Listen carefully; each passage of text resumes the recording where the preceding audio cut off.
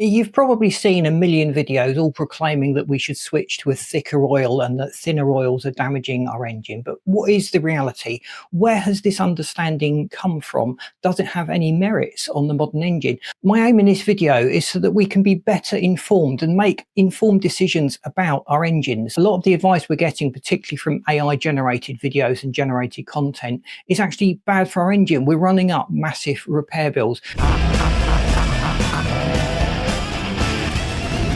Let's think about the issues involved with thinner oils and just look at what manufacturers have done to take into account the potential risks from switching to a thinner oil. There's always a grain of truth in a lot of these myths, a lot of this bad advice, and sometimes it's steeped in history, what used to happen on older engines.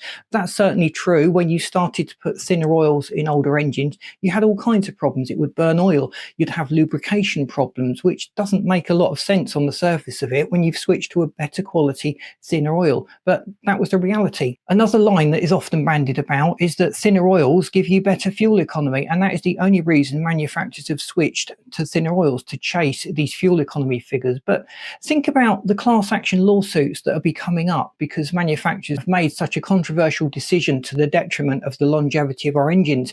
Car manufacturers' reputations will be on the line. In fairness, I have to say some manufacturers have specified an incorrect grade of oil, or perhaps after they've seen the way people drive the cars and the long-term effects of the specification of oil they've recommended, they've adjusted that. And maybe in different climates, colder weather perhaps, and cars that are used extensively for towing, there's often a little footnote that's been added to the oil recommendations to maybe switch to a slightly thicker grade to protect those. But we're talking about isolated cases there, not a one rule fits all types of engine, because that is just not true.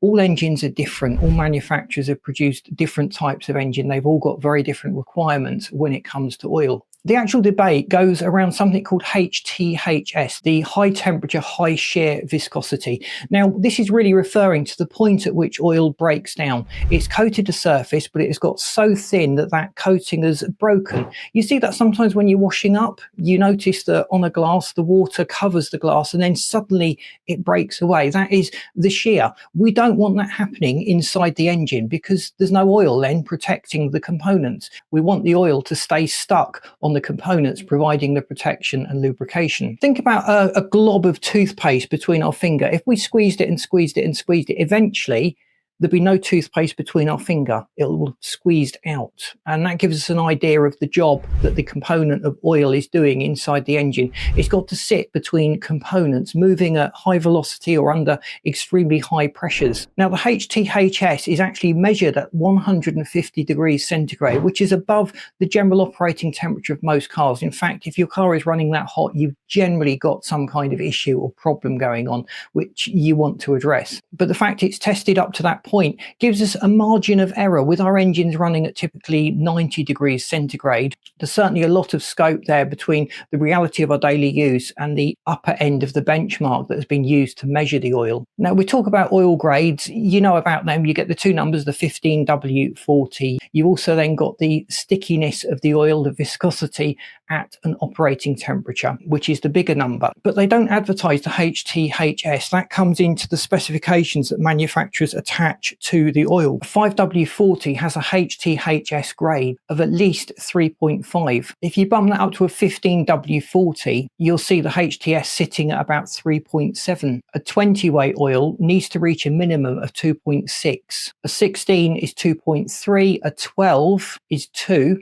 And the SAE 8 grades of oil drop right down to 1.7. In 2013 and 2015, there was a little bit of amendment to the official grades where 16, 12 and 8 weights were added to reflect the additional availability of these thinner oils. Does it produce better fuel economy? Well, yes, it does. That has been proved over and over again in various lab tests. A 3-litre diesel saw a 5.3% improvement in fuel economy just through switching to a thinner grade of oil. If you're running a fleet of trucks and the manufacturers drop the grade of oil down, you would see an improvement of about 1.5 to 2% extra fuel economy. And if you're running a fleet, that does add up to quite a big saving. But is that all that's happened? Manufacturers are just recommending a thinner oil with a lower HTHS grade. Well, no, they'd be daft to just do that. They need to think about the engine as a package, the long-term reliability of the engine. In fact, if you put these modern oils into older engines, you're going to run into problems. They are just not designed to work effectively in those older engines.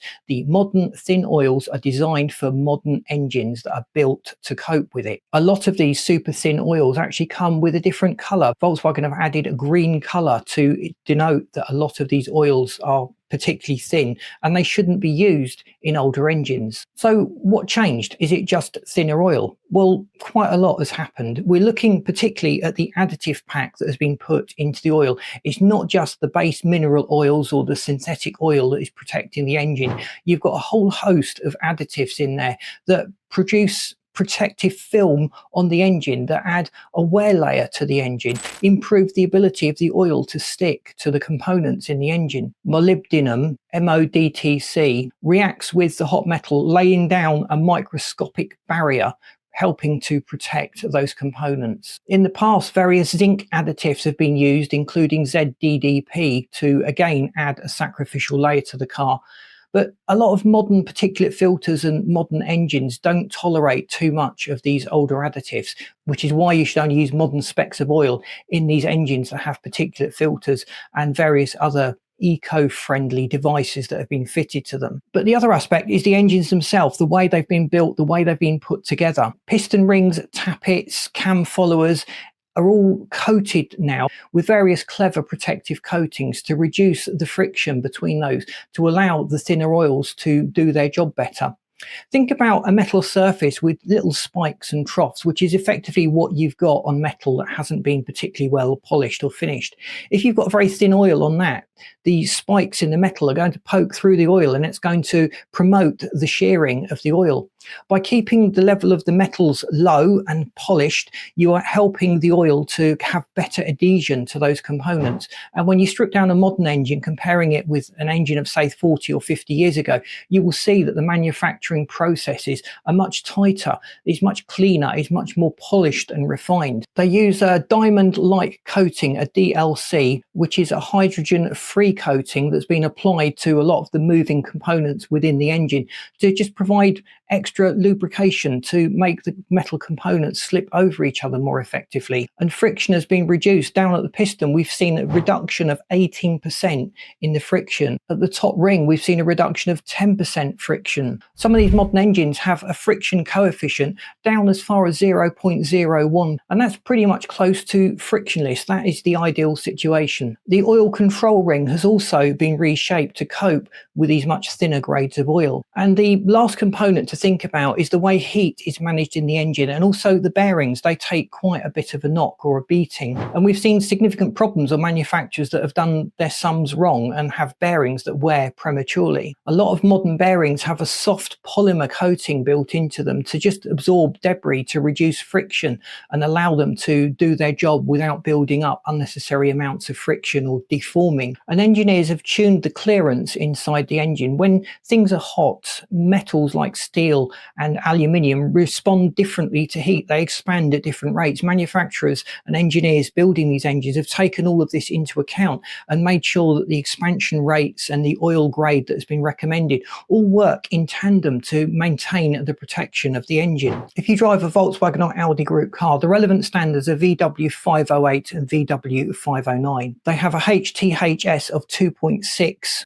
and I believe it only sold as a 0W-20, and it's known as the long life full oil. That's the one that is dyed green. From 2015 to 2021, this was pretty much the only grade of oil that was recommended. The supercharged 3-litre TFSI was a slight exception, but in the main, that was what the Volkswagen Group recommended. They had produced engines that need this oil, and they had specified very carefully the additive packs and the components in this oil to give the engine the maximum amount of protection. protection. But do not use the older VW 504 or 507 spec oils in these modern engines. You are going to have all kinds of problems. I've seen videos that recommend us doing that because thicker oil is more protective. Well, that older oil has a lot of extra components that are just going to kill your particulate filter, damage your catalyst, and affect the wear protection that has been built into the engine. So what you're doing is actually reducing the lifespan of the engine instead of making sure it lasts even longer. There are some tests online that seem to show conclusively that thinner oils are a problem. Now think about what they're actually testing. In general, they're running the engine at much higher RPM for much longer durations of time.